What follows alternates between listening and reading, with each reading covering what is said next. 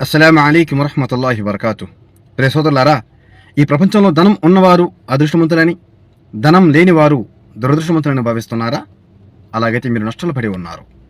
ప్రియ సోదరులారా, ఈ ప్రపంచంలో ప్రతి ఒక్కరికి ధనం దొరకడము, ధనం దొరకకపోవడము, ఈ రెండు విషయాలు కూడా అల్లాహ్ తరపు నుంచి ఒక పరీక్ష తప్ప మరేమి కాదు.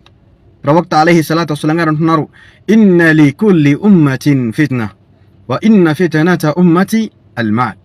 ప్రవక్త అలైహి సలాతు వస్సలాం గారు అంటున్నారు, తిర్మిదిలో యొక్క హదీస్ వస్తుంది, ప్రతి అనుచర సమాజం అల్లాహ్ తరపు నుంచి ఒక పరీక్షకు గురి కాబడుతుంది.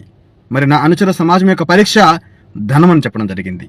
అంటే మనకు అల్లాహ్ తబారక వ తఆలా ధనం ఇస్తాడు. ఆ ధనాన్ని మనం అల్లాహ్ తఆలా విధేయత మార్గంలో ఖర్చు పెడుతున్నామా లేదా అవిధేయత మార్గంలో ఖర్చు పెడుతున్నామా అని చెప్పేసి పరీక్షించబడతాం అల్లాహ్ తరపు నుంచి. అదేవిధంగా అల్లాహ్ తబారక వ తఆలా మన నుంచి ధనం తీసుకుంటాడు.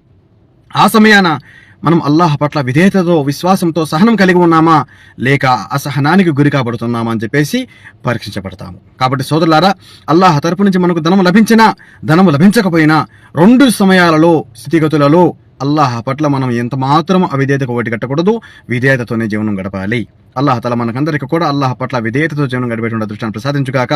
ఆమీన్ యా రబ్. వస్సలాము అలైకుం వరహ్మతుల్లాహి వబరకాతుహు.